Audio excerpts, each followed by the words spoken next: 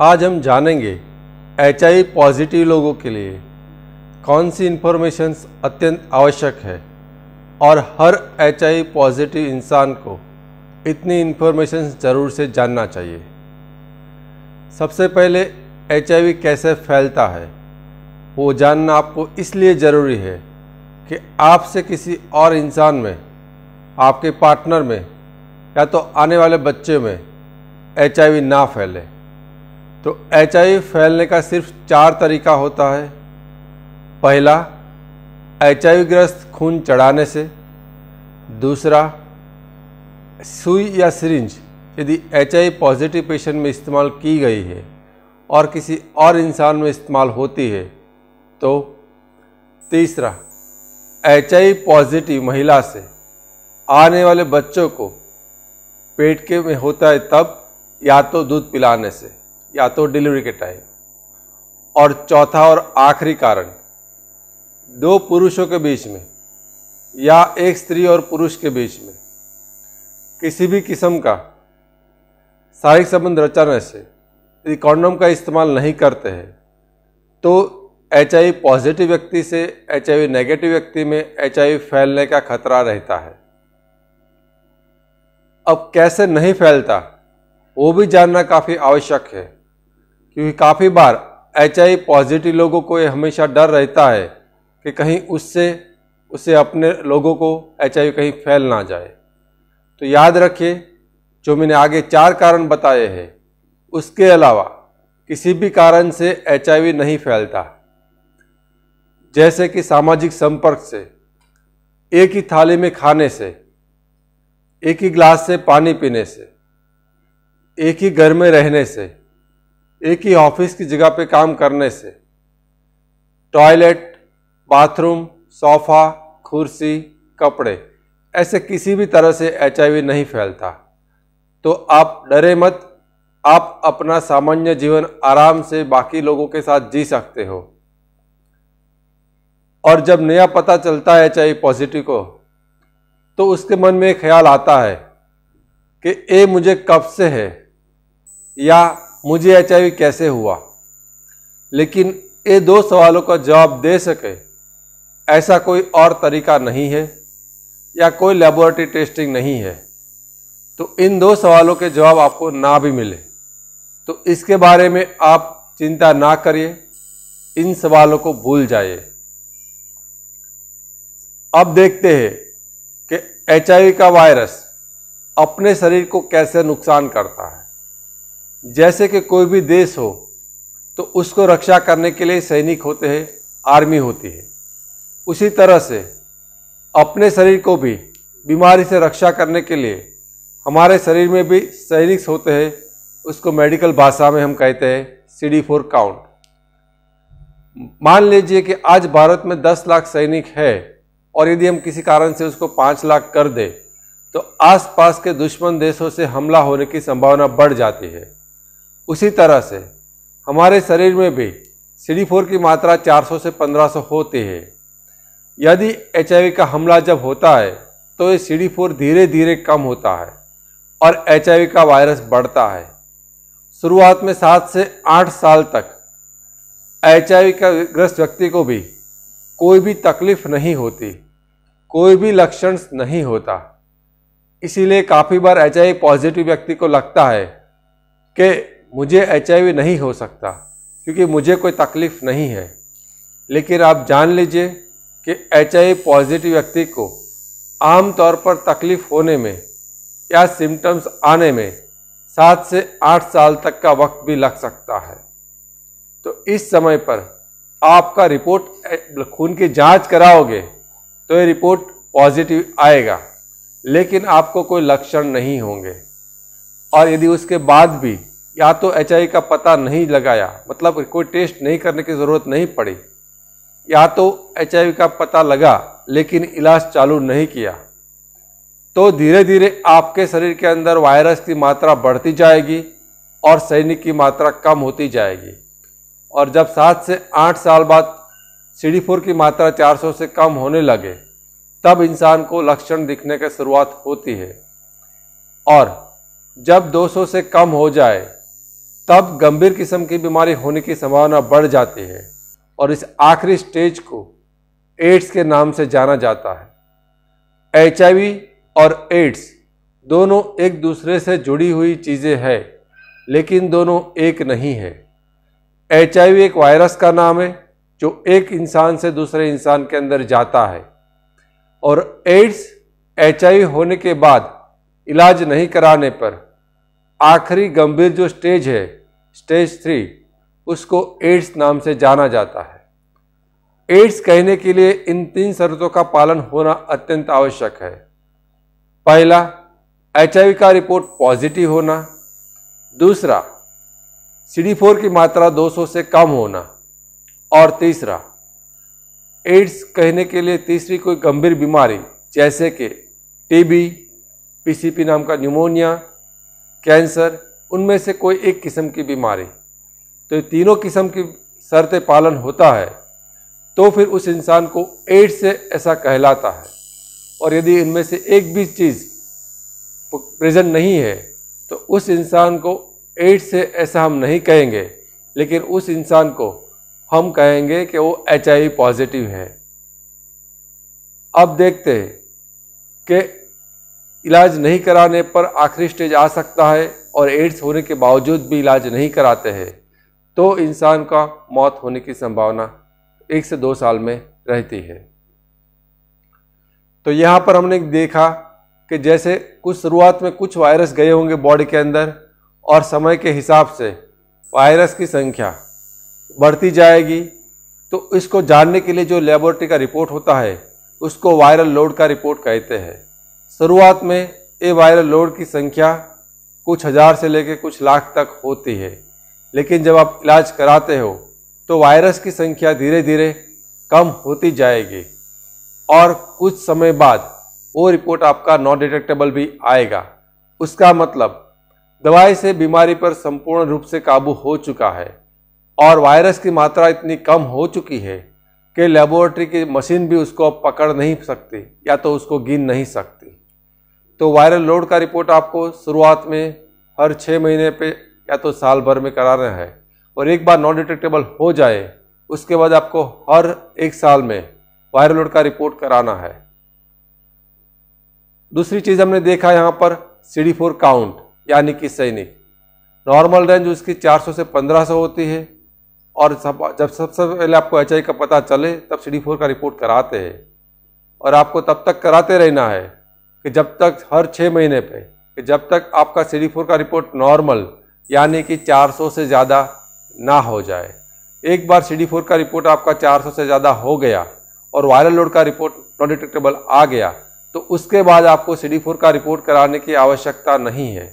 उसके बाद आपको हर साल में एक बार वायरल लोड का रिपोर्ट कराने की सिर्फ ज़रूरत रहेगी, और इसके साथ साथ आपको हर 6 महीने में दवाई को साइड इफ़ेक्ट चेक करने के लिए जो भी ज़रूरी रिपोर्ट्स है वो हर 6 महीने में कराते रहना है। अब देखते हैं कि इसका इलाज क्या है। इसका इलाज सिर्फ एलोपैथी में है, और इसका इलाज कराने के लिए आप सिर्फ और सिर्फ एलोपैथी की जो एंटी रिट्रोवायरल थेरेपी नाम से दवाई जानी जाती है उसी से आप इलाज कराइए, क्योंकि वो आज तक दुनिया में सबसे ज़्यादा लोगों पर इस्तेमाल की गई रिसर्च किया गया है, और आज भी करीबन 2 करोड़ लोग ART मेडिसिन दुनिया भर में ले रहे हैं। तो आप अपना इलाज सिर्फ और सिर्फ ART यानी कि एलोपैथी मेडिसिन से ही HIV का इलाज कराए। आज तक दुनिया में किसी भी किस्म की थेरापी से, वो चाहे एलोपैथी हो, homeopathy, Ayurvedic, herbal medicine, HIV को मिटाने के लिए आज की तारीख में कोई रास्ता नहीं है। तो जिसको भी HIV पॉजिटिव रिपोर्ट्स आता है तो उसको ART मेडिसिन चालू करने के बाद हमेशा के लिए ART मेडिसिन लेना ज़रूरी है। आप कभी भी अपनी दवाई को बंद ना करें, कभी भी अपनी दवाई छोड़े नहीं। आपके पास 5 या 10 दिन से दवाई हो तभी आप नई दवाई का इंतज़ाम कर लें, और अपनी दवाई को कभी भी बंद ना करें। और एक आम तौर पर पूछे जाने वाला सवाल है कि सर क्या HIV मिट सकता है, तो इसका सीधा सवाल का जवाब है ना, आज की तारीख में HIV नहीं मिट सकता। लेकिन उस पर रिसर्च चालू है, तो आने वाले समय में HIV मिटे ऐसा कुछ हो सकता है, लेकिन उसकी कोई तारीख नहीं है। हो सकता है वो 1 साल भी लगे, 10 साल भी लगे या 20 साल भी लगे, तो इसका जवाब आज किसी के पास नहीं है। दूसरा सवाल, आमतौर पर पूछे जाने वाला सवाल, सर क्या इसका कोई वैक्सीन है? तो आज की तारीख में हमारे पास दुनिया में HIV को मिटाने के लिए या तो HIV को रोकने के लिए किसी भी किस्म की वैक्सीन अब उपलब्ध नहीं है। लेकिन बहुत बड़े पैमाने पर वैक्सीन या क्योर दोनों पर रिसर्च चालू है।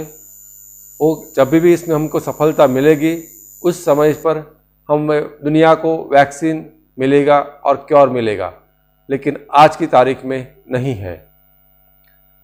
अभी अभी इसी साल नया चीज़ आया है, वो इंजेक्शन है। जब एंटीरिट्रोवायरल थेरापी जब लेते हैं तो आज हमारे पास वो गोली के रूप में है, तो उस गोली को हमको हर रोज़ खाना पड़ता है। लेकिन इसी साल FDA अमेरिका ने नया एक इंजेक्शन्स को मंजूरी दिया है।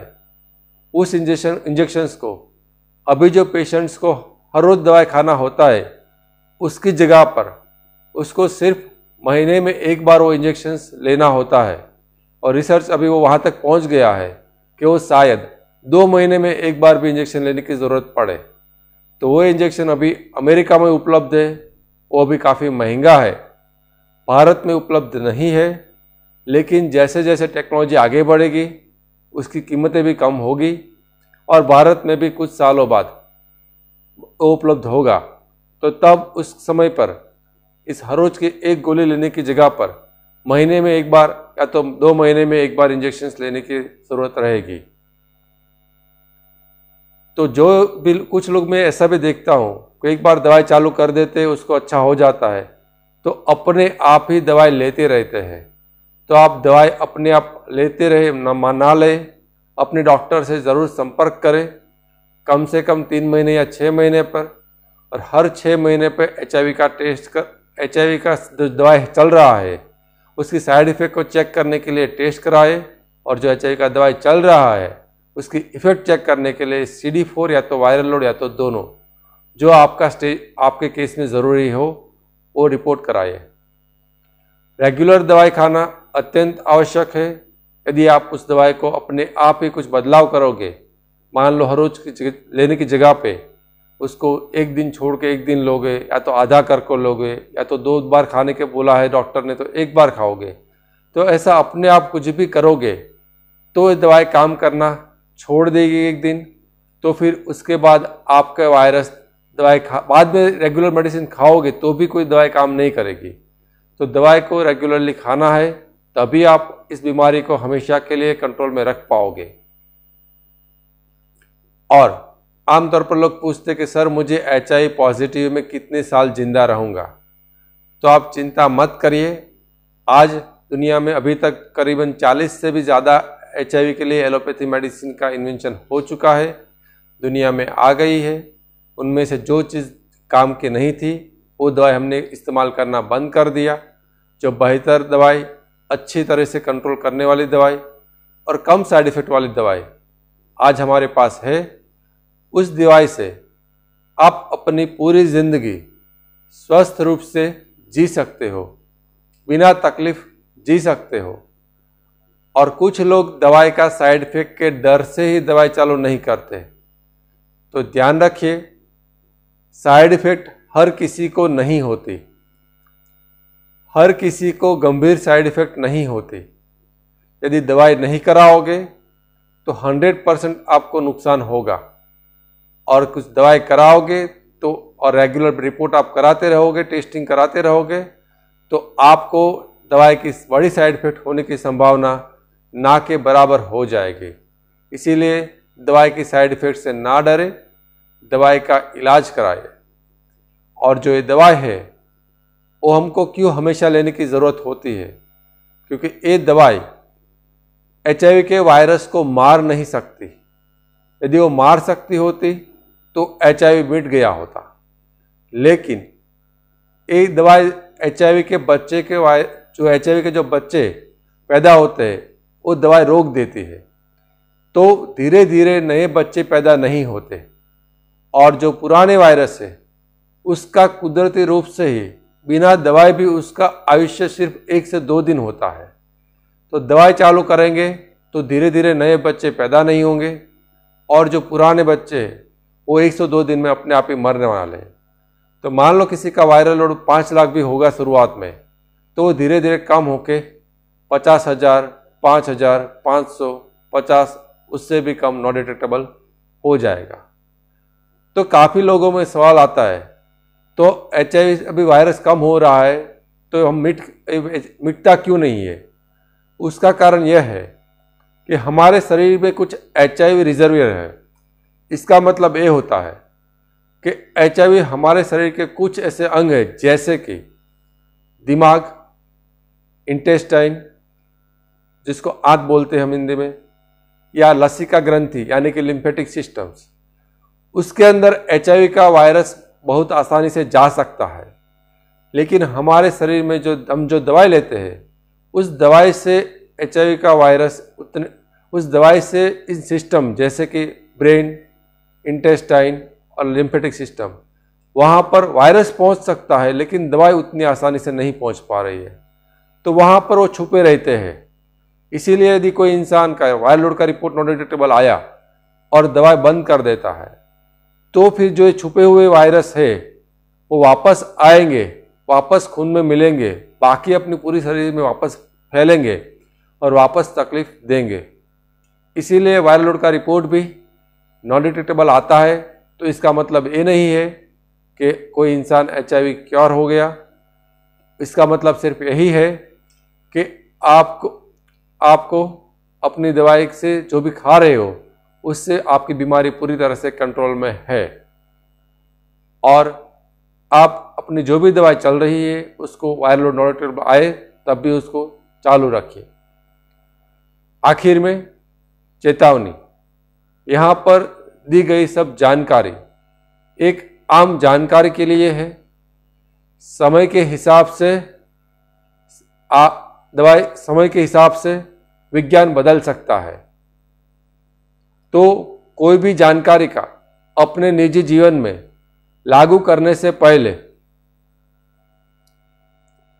किसी भी HIV एड्स स्पेशलिस्ट डॉक्टर से मिले और उसके हिसाब से ही अपने जीवन में किसी भी किस्म का इलाज कराए, किसी भी किस्म का टेस्ट कराए।